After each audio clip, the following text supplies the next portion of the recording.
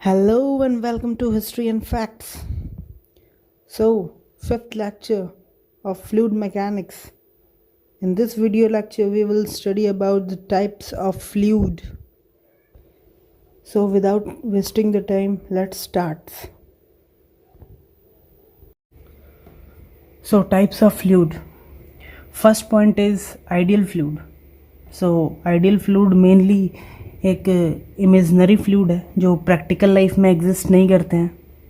So ideal fluid को हम पढ़ेंगे और हम बाकी फ्लूइड से कंपेयर करेंगे. सो मेनली हम देखते हैं आइडियल फ्लूइड की क्या प्रॉपर्टीज़ हैं. Ideal fluid mainly non viscous होते हैं. और जब वो नॉन विस्कस होंगे, जब उनमें विस्कोसिटी ज़ीरो होगी, तो जब हम न्यूटन्स लॉ ऑफ विस्कोसिटी से उनको कंपेयर करेंगे तो वहाँ पर डायनेमिक विस्कोसिटी हमारी ज़ीरो हो जाएगी, जिसकी वजह से जो हमारा शियर स्ट्रेस होगा टाउ वो ज़ीरो हो जाएगा. सो हम बोल सकते हैं कि आइडियल फ्लूइड नॉन विस्कस होता है और उनमें शियर स्ट्रेस है वो ज़ीरो होते हैं. और fluid must be incompressible nature fluid. और उनमें जो वाटर के सरफेस में जो उनका जो फोर्स लगता है वो नॉर्मल स्ट्रेस के थ्रू वो न्यूट्रल हो जाते हैं. उनका कोई एग्जिस्टेंस नहीं रहता है. और मेनली हम अब देख सकते हैं ये एक बीकर में आइडियल फ्लूइड है. अगर एटमॉस्फेयर के थ्रू प्रेशर एग्जर्ट हो रहा है सरफेस पे, तो वहाँ पर एक नॉर्मल स्ट्रेस डेवलप्ड होगा जो इस प्रेशर को काउंटर करेगा और न्यूट्रल कर देगा. अगर हम ग्राफ की बात करें तो एक तरफ शियर स्ट्रेस लेंगे और दूसरी तरफ रेट ऑफ शियर स्ट्रेन लेंगे, जो कि D theta by D T होता है, जो कि इक्वल होता है वेलोसिटी ग्रेडियंट के हमारे. सो बेसिकली हम देखेंगे तो न्यूटन्स फॉर आइडियल फ्लूइड हमारा जो शियर स्ट्रेस होता है वो ज़ीरो होता है. सो हम एक जब ग्राफ प्लॉट करेंगे तो हम देखेंगे कि जो रेट ऑफ शियर स्ट्रेन की जो एक्सिस है उसके एक्सिस को ओवरलैप करती है आइडियल फ्लूइड की एक्सिस. सो हम कंपेयर करते हैं इससे रियल फ्लूइड. जो हमारे रियल फ्लूइड होते हैं ना, हमारे जो प्रैक्टिकल लाइफ में एग्जिस्ट करते हैं, like water, milk, petrol etcetera, उनमें मेनली क्या होता है, वो मेनली उनमें विस्कोसिटी होती है, उनमें कुछ हमारे ये शियर स्ट्रेस होते हैं उनमें डेवलप होते हैं, उनके कुछ सरफेस टेंशन होती हैं, वो कंप्रेसिबल नेचर के भी होते हैं. और वो नॉर्मली उनमें फ्लूइड का सारा प्रॉपर्टी एग्जिस्ट करता है, जो मेनली फ्लूइड के प्रॉपर्टीज़ हमने इनसे पहले वीडियो लेक्चर में हमने कवर कर चुका है. सो नेक्स्ट केस हम बात करते हैं न्यूटोनियन फ्लूइड की. सो न्यूटोनियन फ्लूइड किसको बोलेंगे? The fluid which obeys Newton law of viscosity. अगर जो fluid Newton's law of viscosity को फॉलो करेगा उसको हम न्यूटोनियंस फ्लूइड बोलेंगे. न्यूटन्स लॉ ऑफ विस्कोसिटी क्या है? Tau is directly proportional to rate of shear strain. When हम जब प्रोपोर्शनलिटी साइन हटाते हैं तो जानते हैं वहाँ पर क्या जाता है, डायनेमिक विस्कोसिटी एक कांस्टेंट टर्म आ जाता है. सो जब हम ग्राफ प्लॉट करेंगे ना तो हम देखेंगे कि जैसे जैसे हम स्ट्रेस देंगे ना वैसे वैसे उसकी रेट ऑफ शियर स्ट्रेन भी इंक्रीज़ करेगी. वो डायरेक्टली प्रोपोर्शनल है, मीन्स वो जब बढ़ाएंगे तो बढ़ेगी और घटाएंगे तो घटेगी. जब हम स्ट्रेस बढ़ाएंगे तो रेट ऑफ शियर स्ट्रेन भी बढ़ेगा और रेट ऑफ शियर स्ट्रेन घटाएंगे तो टाउ भी घटेगा. Okay. So now non Newtonian fluid की बात करते हैं. The fluid which does not obey the Newton law of viscosity. एक फ्लूइड है जो न्यूटन्स लॉ ऑफ विस्कोसिटी को फॉलो नहीं करता है, उसको हम नॉन न्यूटोनियन फ्लूइड बोलेंगे. उसके लिए एक हम फॉर्मूला देखते हैं, that is tau, that is shear stress is equal to m du by dy to the power n. m है हमारा कंसिस्टेंसी इंडेक्स, जो कि एक फ्लूइड का थिकर थिनर प्रॉपर्टीज़ बताता है कि वो फ्लूइड कितना गाढ़ा है कितना. और n जो है हमारा वो फ्लो इंडेक्स है, किस रेट ऑफ फ्लो से वो बहेगा, वो फ्लो इंडेक्स है. इसको एक्सपेंड करके इनको ब्रीफ में समझते हैं. ये आप देख सकते हैं, यहाँ पर 2 केसेस राइज होते हैं। जो हमारा जो फ्लो इंडेक्स है जिसको हम n से डिनोट कर रहे हैं वो ग्रेटर देन 1 होगा फर्स्ट केस में, और सेकंड केस में लेस देन 1 होगा। सो आइए इसको ब्रीफ में समझते हैं। सो इसमें क्या होता है कि one n is greater than 1 then उस फ्लूइड को हम लोग बोलते हैं डायलेटेंट फ्लूइड, और सेकंड केस में जब n इज़ लेस देन 1 होता है उस केस में हम लोग फ्लूइड को बोलते हैं स्यूडोप्लास्टिक फ्लूइड। p जो है वो साइलेंट है यहाँ पे।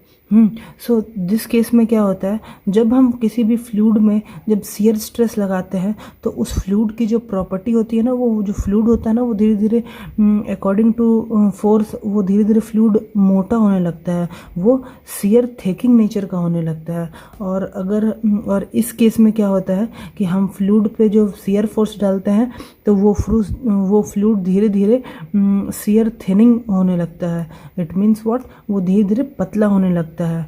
सो इस फ्लूइड का जो एग्जाम्पल क्या होगा, इस फ्लूइड का एग्जाम्पल होगा स्टार्च सॉल्यूशन सस्पेंशन या फिर स्टार्च। लाइक हम डोसा देखते हैं मेनली बनाते हुए, उसकी जो रॉ मटेरियल्स होती है, या फिर केक देखते हैं बनाते हुए उसकी जो मैदे और के सॉल्यूशंस होते हैं उनको हम टाइम के साथ साथ उनको जब शियर फोर्स उसमें ऐड करते हैं, उनको रोटेट करते हैं तो वो धीरे धीरे गाढ़ा नेचर के होने लगते हैं।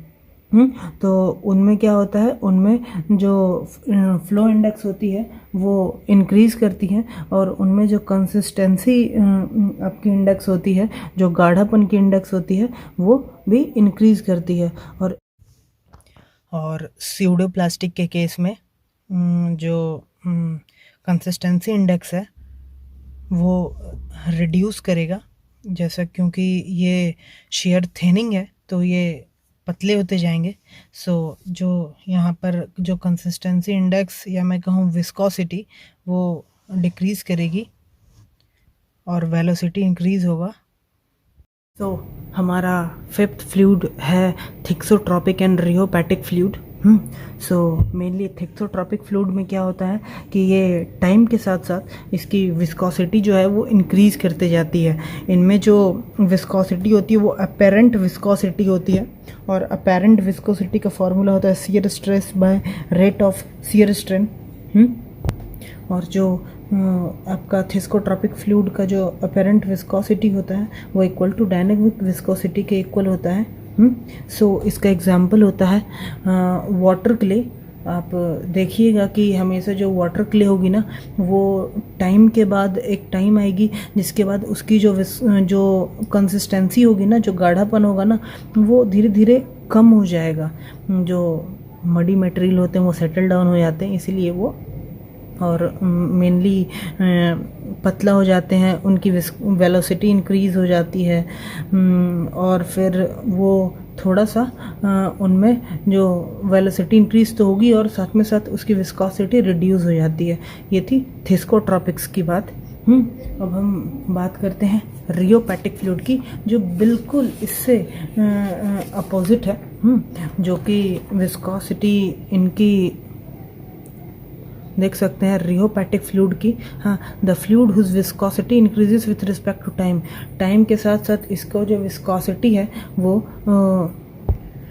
इंक्रीज़ करती है। इनकी जो कंसिस्टेंसी होती है, जो गाढ़ापन होता है, वो स्लोली इंक्रीज़ करता है अकॉर्डिंग टू टाइम। इनका एग्जांपल आप ले सकते हैं पेन इंक और प्रिंटर इंक।